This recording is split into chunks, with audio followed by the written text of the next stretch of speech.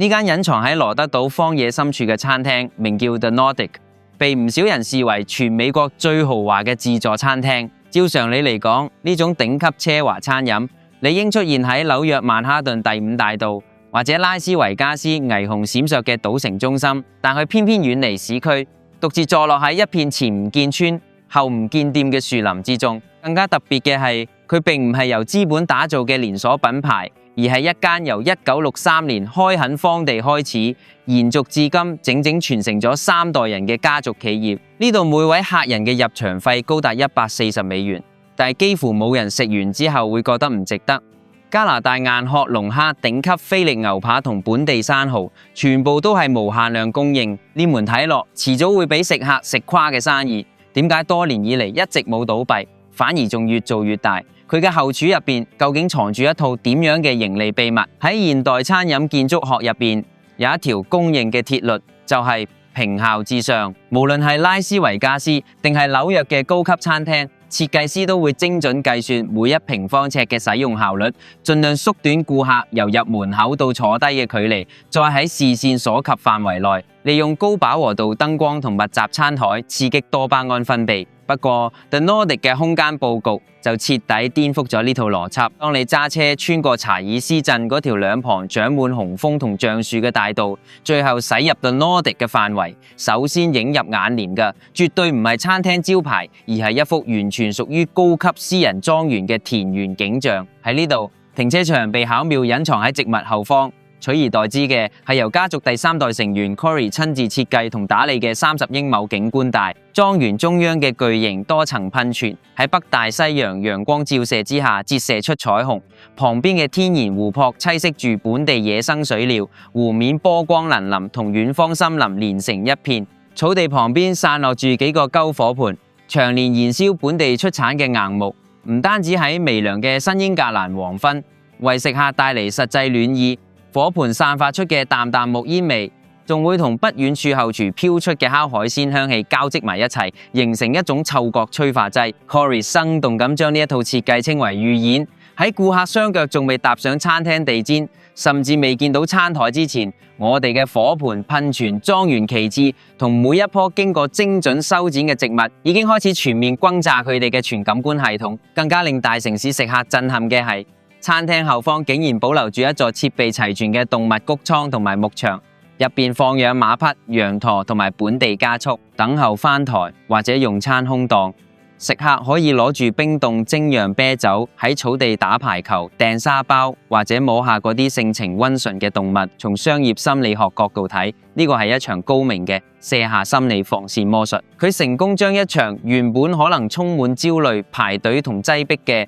自助餐暴食行為，降維轉化成一場喺私人莊園參加週末派對嘅高階社交體驗。當食客帶住呢種輕鬆愉快嘅心情推開餐廳大門，140美元嘅定價喺佢哋心目中早已由昂貴變成超值。自助餐行業最核心嘅商業秘密就係成本結構對抗。一般自助餐會依靠大量碳水化合物，例如炒麵、炒飯、麵包，再加雞肉、合成豬肉等低成本肉類填飽客人，從而將高價值食材嘅消耗量控制喺盈利線之內。但 The Nordic 採用嘅就係典型供應鏈降維打擊，佢夠膽將全美以至全球公認嘅硬通貨，包括北大西洋硬殼龍蝦、本地指定生蠔同帝王蟹腳，作為無限量供應嘅核心主角。支撐呢個瘋狂做法嘅係一條深耕超過40年嘅鐵血供應鏈。喺後廚大門前，主廚 Pell 正將一架載滿活龍蝦嘅重型貨車落貨。The Nordic 每日要接收3次活龍蝦配送，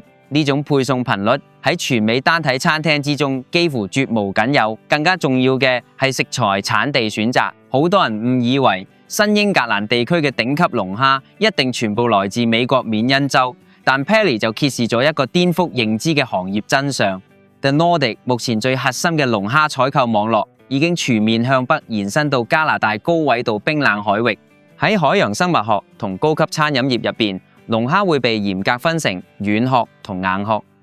緬因州內灣夏季水溫相對較高，龍蝦換殼頻繁。換殼期間嘅龍蝦叫做軟殼蝦。體內充滿海水，肉質相對鬆散。而加拿大更北面嘅近深海水域，由於有拉布拉多寒流直接注入，全年水溫保持喺4°C至8°C嘅極低範圍。喺呢種極寒環境生存嘅龍蝦，換殼週期非常漫長。呢種冷水硬殼龍蝦為咗抵禦嚴寒，會喺體內積聚大量糖原同埋脂肪氨基酸，肉質嘅緊實度、飽滿度，以至咀嚼時回甘嘅甜度，都遠遠勝過一般軟殼龍蝦。The Nordic 憑住每日數十噸嘅龐大吞吐量，繞過所有中間批發商，直接同加拿大捕撈船隊以及羅德島加利利港頭號碼頭建立直供。每日清晨，加拿大深海捕撈船靠岸後幾個鐘之內，呢批硬殼龍蝦已經經由配備不間斷海水循環系統嘅恆溫冷鏈車送到 The Nordic 嘅超級冷藏庫。咁究竟要點樣先可以喺短時間內將數以千計嘅頂級硬殼龍蝦完美呈現喺餐台上，同時完全唔犧牲半分肉質同口感？答案就靠後廚嗰套精密烹調矩陣。Perry 嘅後廚配備訂製大型蒸汽海鮮烹調鍋爐，每個烹調籃單次承載量都嚴格限制喺60磅，一排3個鍋爐，單次總輸出量係180磅。煮龍蝦唔可以用傳統大鍋水煮，否則海鮮嘅天然澄味物質會全面流失到水入面，亦唔可以用一般微壓蒸汽。The Nordic 使用嘅係高壓飽和純淨蒸汽，烹調時間經過精確計算，嚴格控制喺12至18分鐘之間。營業高峰期，呢套系統每12分鐘就會完成一次入料、高壓蒸煮、出鍋、盤點嘅閉環循環。換句話講，現場餐台上嘅龍蝦永遠保持喺出鍋唔超過20分鐘嘅黃金賞味期。呢種高頻少量嘅動態周轉，徹底解決一般自助餐海鮮因為長時間放喺保溫台，導致肉質變乾、變老同流失水分嘅致命問題。喺 The Nordic 嘅後廚展示區，矗立住一個巨大嘅高氧海水活體水族箱，入邊養住一隻極為罕見嘅黃金龍蝦。根據海洋生物學統計，因基因突變令到龍蝦外殼呈現亮金黃色，喺自然界出現嘅機率只有3000萬分之一。按照市場收藏價值，呢隻活體黃金龍蝦喺拍賣市場嘅價格足以支撐一間普通餐廳幾日營業額。不過現任營運者 Kyle 明確表示，佢絕對唔會走入任何一個加熱鍋，更加唔會出現喺任何客人嘅餐碟入邊。當佢喺呢度完成展示使命之後，將會全數捐贈俾新英格蘭當地嘅國家級公立水族館，用作海洋生態科學研究。呢個絕對唔係做 show，而係呢個開墾羅德島森林超過半個世紀嘅家族，向北大西洋呢片賜予佢哋無盡財富嘅海洋表達最高敬畏。呢種深厚嘅家族價值觀，正正係 The Nordic 喺奢華以外能夠沉澱出獨特品牌厚度嘅原因。如果話龍蝦代表 The Nordic 嘅硬實力，咁黑虎蝦雞尾酒冷盤嘅製作過程，就將呢個家族對頂級奢華餐飲品質嘅微觀控制能力，再推上另一個更精細、更嚴苛嘅高度。喺 Perry 嘅後廚，由煮蝦嘅鍋爐到倒入冰塊進行急速冷卻嘅水槽之間，實際距離只有短短20英尺。不過喺一般廚師眼中，完全可以忽略不計嘅20英尺步行距離，放入 The Nordic 嘅品質字典入邊，卻係一段足以摧毀頂級蝦肉口感嘅死亡區間。Perry 解釋咗背後嘅烹調物理學。當黑虎蝦喺180°C沸水中達到完美熟度，即使即刻用撈網將佢撈起，蝦殼同內部蝦肉蘊含嘅龐大而驚人熱能，亦唔會憑空消失。喺跨越20英尺距離嘅短短10幾秒之內，蝦肉入邊嘅殘餘熱力仍然會繼續進行所謂嘅延續烹調。Perry 利用高精度針式紅外線溫度計，反覆測試咗幾百次，佢哋發現喺呢段20英尺嘅移動過程中，蝦肉內部核心溫度會因為本身餘熱繼續上升幾度。睇落微不足道嘅幾度，正正係令黑虎蝦肉由彈牙爽嫩、充滿膠原蛋白張力，變成纖維斷裂、組織沙化，出現橡膠一樣死實咀嚼感嘅分水嶺。為咗攻克升溫危機， The Nordic 制定咗一套嚴格嘅逆向操作公式。廚師煮蝦時唔可以等到蝦肉完全達到理想熟度先撈起，而係必須按照當日空氣濕度、室溫甚至步行速度，預先喺一個精確嘅未熟透溫度點將蝦撈出，等佢喺20英尺移動途中利用自身餘熱自行升溫。當廚師啱啱行到冰水槽邊緣，蝦肉內部核心溫度必須剛好完美到達最終熟度。緊接住，成籃黑虎蝦會即時無縫浸入碎冰鹽水，呢種利用冰水浴令蛋白質分子瞬間收縮嘅工藝，可以鎖住蝦肉全部最天然嘅鮮甜汁液。更加令人驚嘆嘅係，呢批黑虎蝦烹調期間，水入邊完全冇加入檸檬、洋蔥、白葡萄酒或者調味粉，只係加咗少量海鹽。睇嚟嘅調味哲學非常純粹。我哋加鹽嘅唯一目的，絕對唔係要令蝦肉變鹹，而係利用滲透壓原理，徹底激發同提煉黑虎蝦肌肉纖維入面最原始、最本源嘅冷水海鮮天然微甜。當食客合埋眼食落呢隻蝦，佢根本唔需要任何花巧醬汁。舌尖自然會直接話俾佢知，呢個就係大自然入邊一隻蝦應該擁有嘅極致味道。當食客將目光移向陸上蛋白質檔口，先會真正清楚明白最奢華3個字喺肉類科學上究竟係咩模樣。喺呢度，陸上蛋白質嘅絕對主角唔係普通牛扒，而係全美只有唔夠1%頂級餐廳夠膽喺自助餐區無限量供應嘅 CAP 認證安格斯牛肉，前1/3特選級原塊牛肋排。後廚入面一排銀灰色巨型焗爐正高速運作，呢啲設備唔係普通商用熱風循環焗爐，而係餐飲界公認屬於低溫慢焗最高標準嘅電子程式控制慢烤持溫單元。核心商業邏輯就係用時間換取完美嘅空間均匀度。普通焗爐依靠高溫強對流熱風快速將肉嘅表面焗熟，但代價係整件巨型牛肋排會形成巨大嘅溫度梯度，最外層因為蛋白質變性已經變得乾柴發白，但係最核心部分可能仍然係冰凍生肉。Kyle 就設定咗一套長達10至24小時嘅慢焗方程式。牛肋排放入設備之後，首先會喺極低嘅250華氏度之下進行漫長熱傳導。喺呢個溫度範圍，牛肉內部堅硬嘅膠原蛋白會慢慢分解成香甜明膠，而代表鮮嫩多汁嘅肌紅蛋白就唔會因為高溫受到破壞。每一件入爐牛肉嘅中心都插住一支直接連接微型電腦控制器嘅電子溫度探針。焗爐唔單止量到爐內溫度，更會實時持續監察牛肉核心深處每一度變化。當探針感應到牛肉核心溫度到達精確臨界點，系統就會啟動自動逆向熱力學轉換，將溫度即時鎖定喺145華氏度，進行長時間保溫持有。經過10幾個鐘，跨越晝夜嘅慢焗，當牛肉最終出爐，內部最後靜置核心溫度會完美定格喺134華氏度，呢個係烹調化學入邊近乎奇蹟嘅全域粉紅狀態。當你切開呢件牛肋排，就會發現佢冇傳統烤牛肉外圍嗰圈乾枯變柴嘅黑色熟邊，由最外層第1毫米到最核心中心點，全部都係鮮豔豐滿充滿肉汁，完美介乎3成熟至5成熟之間嘅粉紅色。除咗原件慢烤牛肋排，The Nordic 現場亦供應純手工即切即烤嘅菲力牛扒。Kyle 每日清晨都要喺後廚工作台用肉眼判斷，再親手剝走整條安格斯牛柳表面嗰層堅韌銀膜，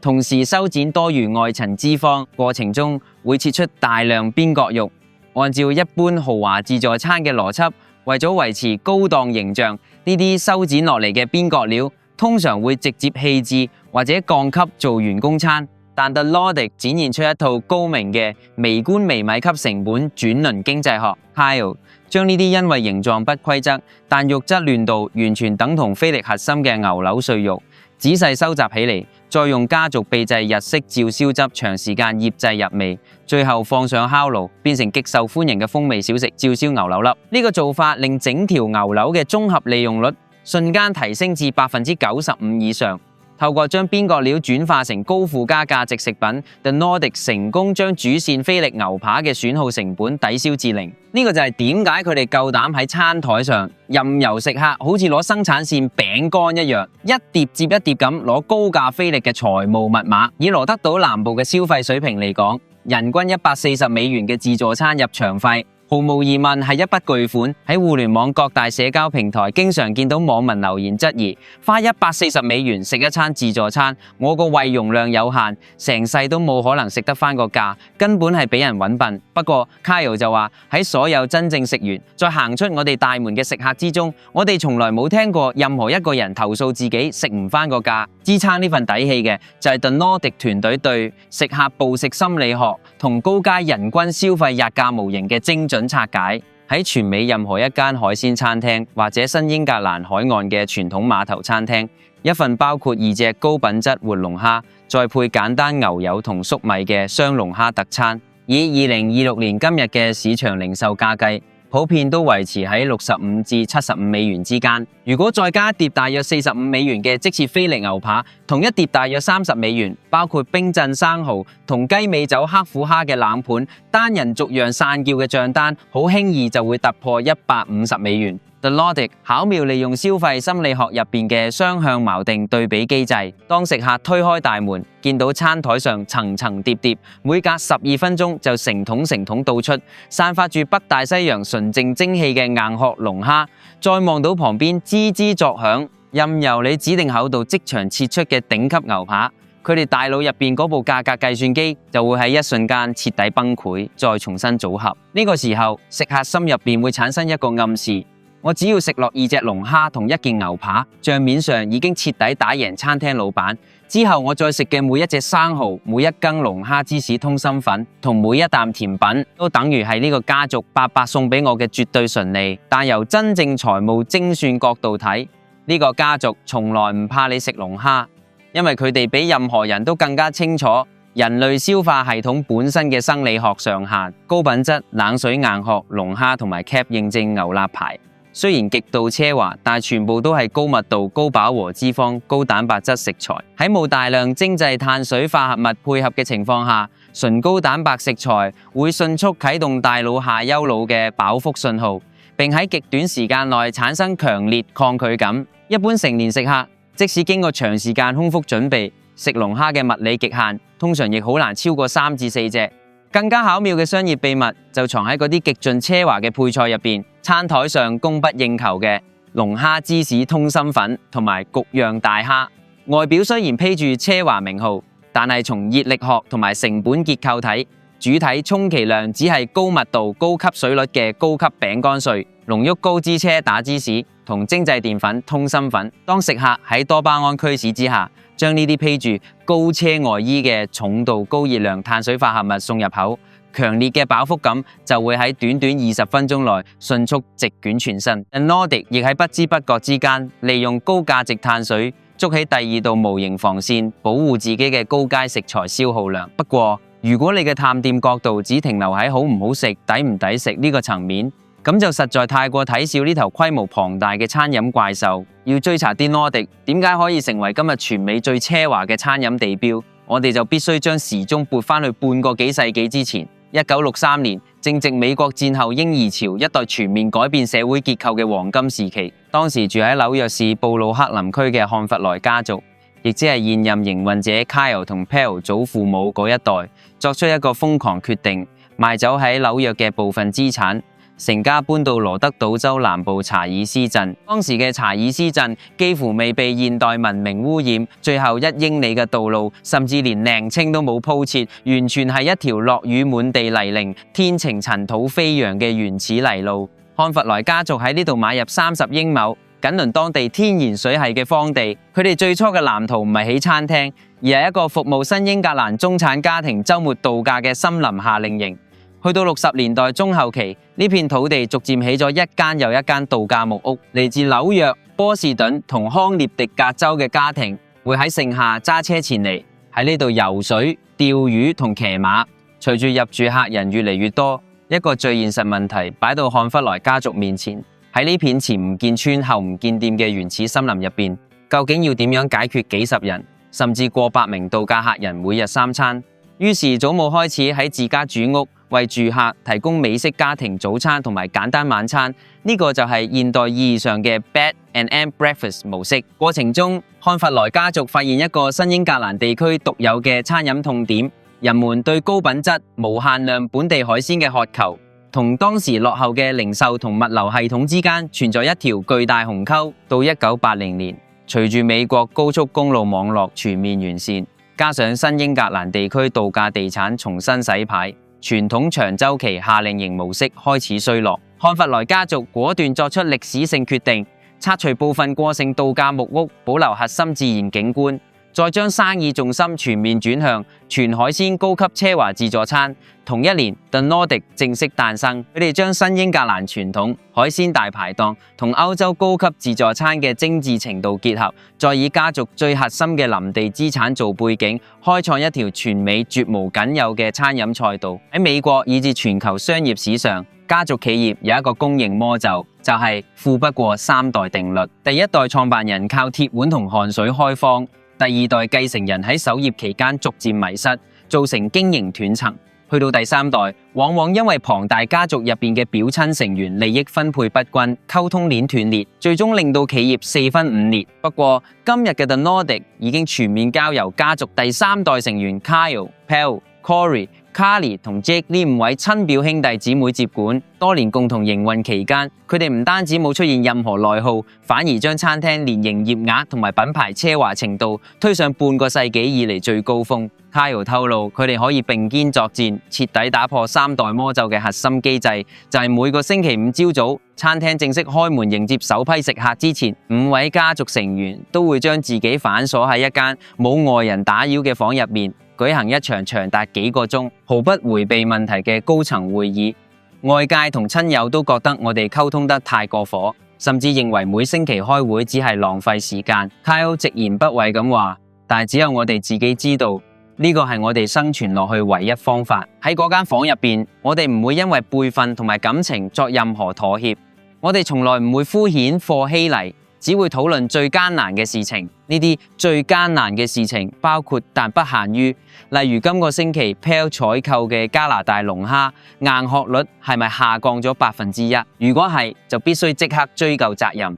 Corey 負責嘅前場景觀保養，同 Kyle 負責嘅後廚高流量物資運轉之間，時間上有冇脫節？隨住第二代長輩全面走到退休邊緣，新舊世代交接期間嘅股權架構、現金流儲備，以及面對外部創投集團提出數千萬美元收購方案時，家族核心資產絕對不可侵犯嘅底線，又點樣守住？由於每一個摩擦點、每一筆隱藏利益衝突，都會喺每個星期五朝早被擺上台面拆解。所有誤會同陰暗面喺演變成內耗之前就已經被徹底蒸發。正因如此 ，The Nordic 擁有現代大型跨國餐飲集團絕對冇可能具備嘅絕對自由度同超高決策速度。最後，我哋必須將目光投向嗰位企喺戶外木屋廚房前，眼神充滿無限眷戀嘅優雅女士 Kyle 嘅親姨媽 Lisa。作為親眼見證呢片土地由1963年嗰條塵土飛揚嘅泥路，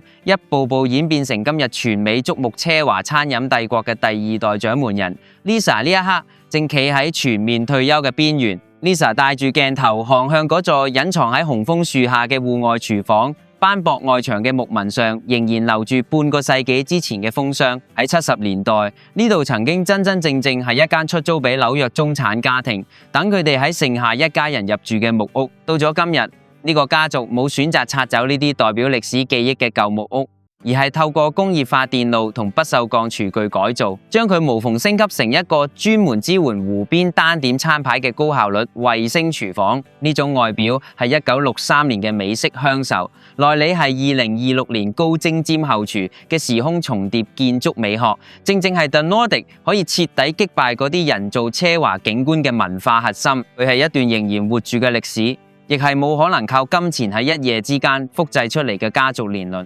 面對鏡頭，當有人問起將自己奉獻咗一世嘅家族帝國徹底交出去，心入面有冇不捨同埋恐懼時，老一輩掌門人 Lisa 微笑住話：如果呢個帝國係要交俾某個投資基金或者某間餐飲連鎖集團，我到死都唔會合得埋眼，嗰樣會成為我一世嘅痛苦。但係今日，當我每日清晨見到 Kyle 雙手因為修剪牛扒而生滿口繭，見到 Pell 為咗龍蝦嘅溫度同幾英尺嘅移動距離，日夜同自己死磕，見到 Corey 喺烈日之下親手修剪噴泉旁邊每一棵本地植物，我就知道呢片土地正交託喺一雙又一雙有能力，同時流住相同血液嘅手上。我冇任何不捨，我嘅時代已經完美謝幕。呢班年輕表兄弟姊妹會將 The Nordic 帶上一個連我哋呢一代人喺最狂野嘅夢入邊都從來唔敢想象嘅高度。喺呢個現代餐飲業被連鎖化同標準化統治嘅快節奏年代， The Nordic 本身嘅存在就似一個矗立喺新英格蘭深山密林入邊嘅烏托邦神話。佢用140美元嘅價錢向全美以至全球食客證明，真正嘅奢華從來唔係高不可攀嘅雲石穹頂，亦唔係米芝蓮指南入邊嗰啲控制得近乎造作嘅擺盤同分子泡沫。真正嘅奢華係對大自然最頂級食材不計成本嘅索取，係對烹調熱力學溫度作精準微觀控制，更加係歷經3代人喺同一片森林入邊守護住嘅家族圖騰同鐵血傳承。當北大西洋夜幕再次降臨查爾斯鎮莊園，散發橡木香氣嘅篝火熊熊燃起，華倫祖再次拉起一桶又一桶喺蒸汽之中呈現完美色澤嘅冷水硬殼龍蝦時， Kyle、Harry 同佢哋嘅表兄弟姊妹應繼續寫低呢一篇屬於美利堅大地最硬派、最純粹嘅森林傳奇。最後想問下熒幕前嘅你，面對呢一餐140美元嘅自助盛宴，你覺得自己可以食得落幾多重量級菜式？你又覺得呢餐飯到底值唔值得？